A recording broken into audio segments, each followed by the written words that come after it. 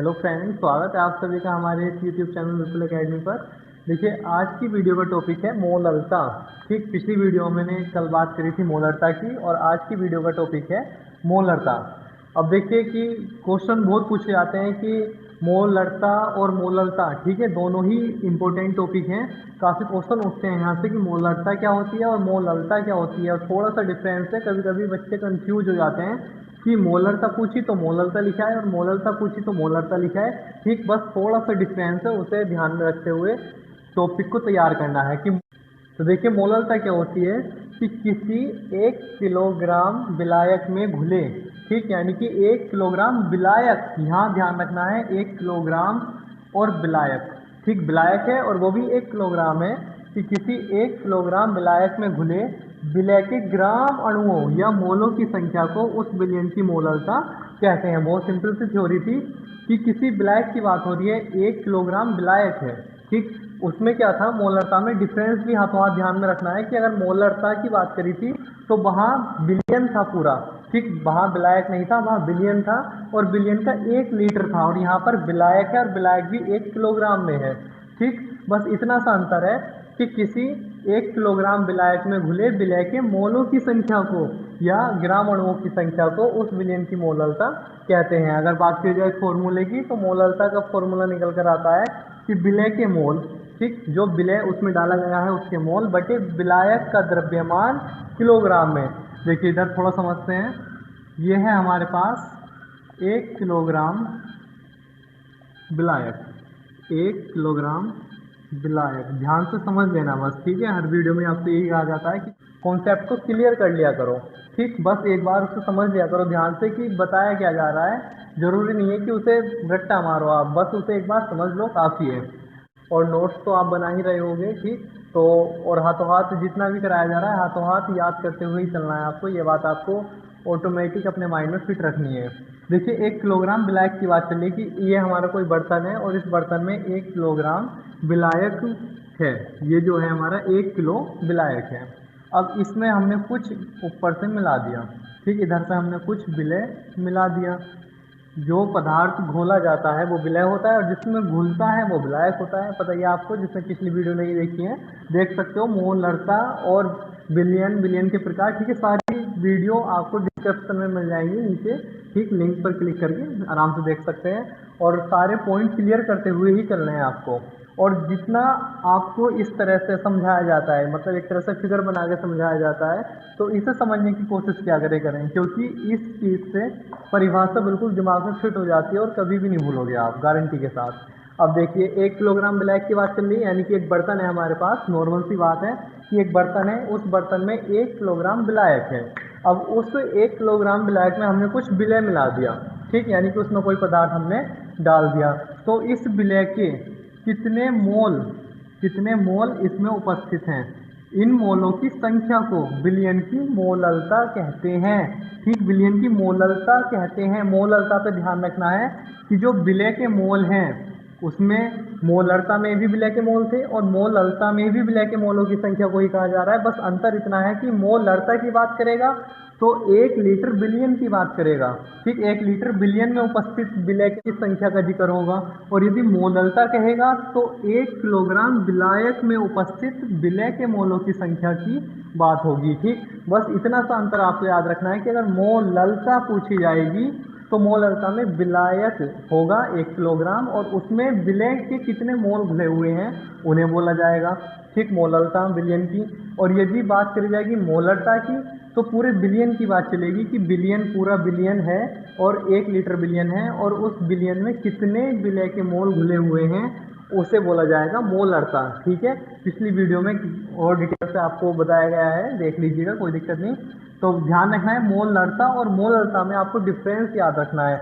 दोनों को ही capital M से प्रदर्शित किया जाता है, ठीक, मोलरता को भी कैपिटल एम से करते हैं और मोलरता को भी कैपिटल एम से करते हैं। और यदि एक ही सवाल में मोलरता भी पूछ ली जाए और मोलरता भी पूछ ली जाए तो एम डैश से प्रदर्शित कर लेते हैं, कोई दिक्कत नहीं है, ठीक। और आपको मात्रक की बात बताते हैं। एक बच्चे का कमेंट भी आया था कि मोलरता का मात्रक क्या होता है सर, तो ध्यान से देखिए, अगर मोलरता की बात करी थी तो मोलरता में क्या थे, विलय के मोल, समझ लेना, विलय के मोल, बटे बिलियन का आयतन, बिलियन का आयतन लीटर में। ठीक, ध्यान से समझ लो, बस ज़्यादा कोई दिक्कत वाली बात नहीं है कि अगर मोलरता की बात करी जाए कि फॉर्मूला तो ये हो गया भाई कि मोलरता का पिछली वीडियो में भी बताया था। अगर मोलरता के मात्रक की बात आए तो विलय के मोल, ऊपर क्या है हमारे मोल। ठीक, अगर मात्रक की बात आती है तो ऊपर क्या है, ऊपर है मोल, तो ऊपर मोल रहेंगे। बीच में क्या है, पृथ्वी या बटे, तो पृथ्वी लगा दिया।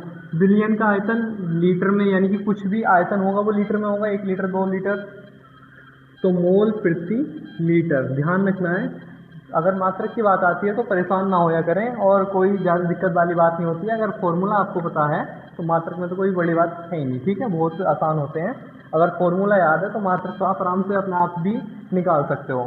अगर मोलरता की बात थी तो विलय के मोल, ठीक, बटे बिलियन का आयतन लीटर में था, तो बिलियन का आयतन, आयतन लीटर में था, ऊपर मोल थे, तो मोल प्रति लीटर मोलरता का मात्रक हो गया था। ऐसे अगर मोलरता के मात्रक की बात करी जाए, मोलरता के मात्रक की बात करी जाए तो ऊपर क्या है मोल, तो मोल के मोल ही रहेंगे प्रति। अब विलायक का द्रव्यमान किलोग्राम में, यानी कि प्रति आ जाएगा किलोग्राम या किग्रा, ठीक, या केजी। ध्यान रखना है, ज़्यादा परेशान होने वाली बात नहीं है, बहुत आसान होता है सब। अगर मोलरता की बात करी जा रही है तो विलायक का द्रव्यमान है और वो भी किलोग्राम में है। और यदि मोलरता की बात करी जा रही है तो बिलियन का, पूरे बिलियन की बात चल रही है और बिलियन का आयतन लीटर में है। ठीक, मात्रक भी आपके सामने हो गए कि अगर मोलरता का मात्रक पूछेगा तो मोल प्रति लीटर, और मोलरता का मात्रक पूछेगा तो मोल प्रति किलोग्राम। और यदि किसी को कहीं कुछ समझ में ना आया करे तो पॉज करके पीछे देख लिया करो, बहुत आसान है सब कुछ। नॉर्मली बेसिक समझाने की कोशिश करता हूँ मैं आपको कि भाई हमारे पास एक बर्तन है, उसमें क्या हुआ कि मोलरता की बात चल रही है तो उसमें 1 किलोग्राम जल वगैरह है और उसमें कुछ मिला है, तभी वो विलय होगा। ठीक है, जो पदार्थ मिलाया जाएगा वो विलय का काम करेगा। तो जो विलय है उसके कितने मोल, ठीक है, उसके कितने ग्राम अणु घुले हुए हैं, तो वो हो गया हमारा मोलरता। और मोलरता आपको पता ही है, ठीक, उसमें बिलियन की बात थी। देखिए, अब नेक्स्ट बात आती है कि मोलरता से रिलेटेड क्वेश्चंस कैसे बनते हैं। तो देखिए, डिस्कस कर लेते हैं मोलरता पर आधारित क्वेश्चनों पर। देखिए, क्वेश्चन है हमारा 10 ग्राम कास्टिक सोडा जो 500 ग्राम जल में विलय है, बिलियन की मोलरता ज्ञात कीजिए। ठीक, क्वेश्चन को बेसिक समझो पहले। क्वेश्चन क्या कह रहा है, क्वेश्चन कह रहा है कि 500 ग्राम जल, ये हमारा जल है, कितना, 500 ग्राम, कि 500 ग्राम जल है, कि 500 ग्राम जल में विलय है, क्या विलय है, 10 ग्राम कास्टिक सोडा, यानी कि 10 ग्राम कास्टिक सोडा। कास्टिक सोडा क्या होता है, कास्टिक सोडा होता है NaOH। ये भी आपको ध्यान होना चाहिए, नहीं तो सवाल गलत कर बैठोगे कि कास्टिक सोडा क्या होता है। कास्टिक सोडा होता है NaOH। कि 500 ग्राम जल है और 500 ग्राम जल में, यानी कि 500 ग्राम पानी में 10 ग्राम कास्टिक सोडा यानी NaOH घुला हुआ है, विलय है, तो बिलियन की मोलरता ज्ञात कीजिए। ठीक, क्वेश्चन है, बहुत नॉर्मल सा है। और ध्यान रखना कि जब भी कोई क्वेश्चन पूछा जाएगा इस टाइप का कि मोलरता या मोलरता से आप क्या समझते हैं, तो उसके साथ थ्योरी जरूर होगी। पहले क्वेश्चन होगा कि मोलरता से आप क्या समझते हैं या मोलरता से आप क्या समझते हैं, और उसके आगे को क्वेश्चन होगा। इस तरह से कुछ भी हो सकता है। ठीक, तो पहले आपको उसकी डेफिनेशन लिखनी है, उसका सूत्र लिखना है, फिर उसके बाद क्वेश्चन को सॉल्व करना है। तो देखिए, कास्टिक सोडा दे रखा है, तो कास्टिक सोडा का भार कितना है, यानी कि कास्टिक सोडा होता है NaOH। NaOH का भार दे रखा है 10 ग्राम। ठीक, कास्टिक सोडा क्या है हमारा, विलय है, नॉर्मल सी बात है, विलय है, घोला गया है, लिखा हुआ है कि ये हमारा क्या है, विलय है। कि विलय का भार कितना दे रखा है, 10 ग्राम। और जल में विलय है, यानी कि जल क्या है, विलायक है, तो विलायक का भार कितना दे रखा है, विलायक का भार, विलायक का भार दे रखा है 500 ग्राम। सबसे पहला काम होता है जब भी आपको क्वेश्चन करना है कोई सा भी, ठीक है, फिजिक्स की बात हो या केमिस्ट्री की बात हो, जो क्वेश्चन में दिया हुआ है उसे लिख लो आराम से। आराम से 20-30% क्वेश्चन आराम से सोल्व हो जाता है। देखिए, और मेरा मानना है कि अगर आपको फॉर्मूला याद है तो 100% हो जाएगा, और फॉर्मूला याद नहीं है तब भी 50% सोल्व आप कर दोगे। कम से कम उतना तो लिखो जितना उसमें क्वेश्चन में दिया हुआ है। क्वेश्चन में दिया हुआ है कि 10 ग्राम कास्टिक सोडा है, कास्टिक सोडा को पानी में घोला गया है। ठीक, तो कास्टिक सोडा कितना है, 10 ग्राम है, पानी कितना है, 500 ग्राम है। पानी क्या है, विलायक है, और कास्टिक सोडा क्या है, हमारा विलेय है। और उसने मोललता पूछी है, यानी कि बिलियन की मोललता, जब वो घुल गया होगा तो उसकी मोललता कितनी हो गई होगी, यानी कि बिलियन की मोललता बराबर क्या।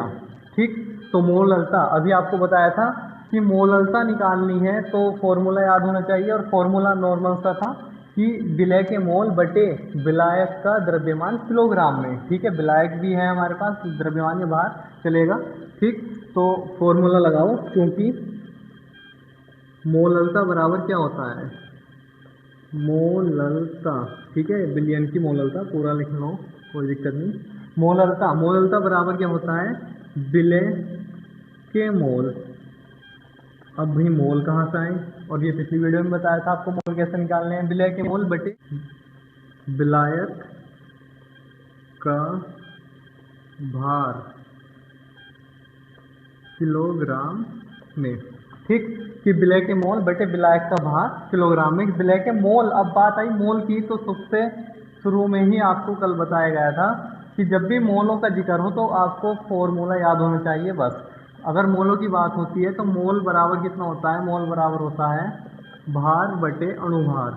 मोल बराबर होता है भार बटे अणुभार। ठीक, ये होता है मोलों की संख्या ज्ञात करने का फॉर्मूला है। अगर मोलों की बात करेंगे कितने मोल हैं, तो मोल बराबर होता है भार बटे अणुभार। ठीक, भार किसका, विलय की बात चलिए, विलय के मोल निकलवा रहा है तो विलय का भार बटे विलय का अणुभार। अब विलय का भार तो हमें दे रखा है, NaOH का भार तो हमें दे रखा है। अब अणुभार की बात आई, अणुभार कैसे निकलेगा, तो अणुभार निकालने के लिए क्या करना होता है, क्योंकि अणुभार NaOH का अणुभार, और ये आपको आना चाहिए। ठीक है, ये आपको जरूर आना चाहिए। अब निकालोगे कैसे, NaOH का अणुभार निकलवा रहा है तो Na क्या है, सोडियम है, O क्या है, ऑक्सीजन है, H है हाइड्रोजन, यानी कि तीन तत्व आपस में जुड़कर NaOH बना रहे हैं। ठीक, तो Na का अणुभार कितना होता है, Na का होता है 23। ये आपको याद होने चाहिए। ठीक है, और जिसे नहीं आते हों वो आवर्त सारणी खोलना और उससे याद कर लेना, बहुत आसान है, कोई और ज़्यादा दिक्कत नहीं होती। और वैसे भी आप इसके इस टाइप के अगर 5-10 क्वेश्चन करोगे तो जो मेन होते हैं आप खुद याद कर लोगे, इसमें ज़्यादा कोई दिक्कत वाली बात नहीं है। तो 23 प्लस O के कितने होते हैं, 16 होता है O का, और H हाइड्रोजन का 1 होता है। ठीक है, ध्यान रखना है। तो इसका अणुभार निकल के आया यहाँ से 23, 16, 39 और 1 40। NaOH का अणुभार आया 40। ठीक, भार दे रखा है, अणुभार हमने निकाले, NaOH का अणुभार आया 40। तो देखिए मोललता की बात करिए तो मोललता बराबर विलय के मोल बराबर क्या है, विलय का भार, विलय का भार बटे विलय का अणुभार। ठीक है, फॉर्मूला लगाया, बटे विलायक का भार किलोग्राम में। विलायक का भार है कितना, विलायक का भार है 500 ग्राम, 500 ग्राम, लेकिन फॉर्मूले में मांगा है किलोग्राम में। ठीक, तो ये ग्राम है और किलोग्राम बनाएंगे तो क्या करेंगे, इसे 1000 से भाग करेंगे, 1000 से डिवाइड करेंगे। तो देखिए आगे, और थोड़ा ध्यान से देखना है तभी रिल जाओ इसमें। ठीक, तो मोललता बराबर आया हमारे पास,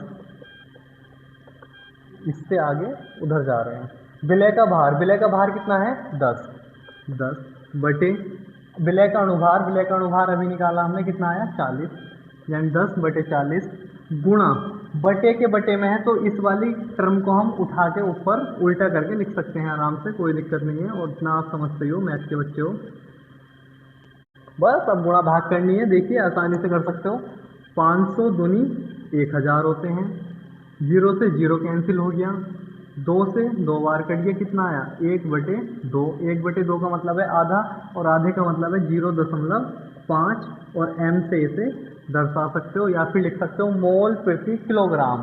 ठीक है, इसका मात्रक आप लिख सकते हो।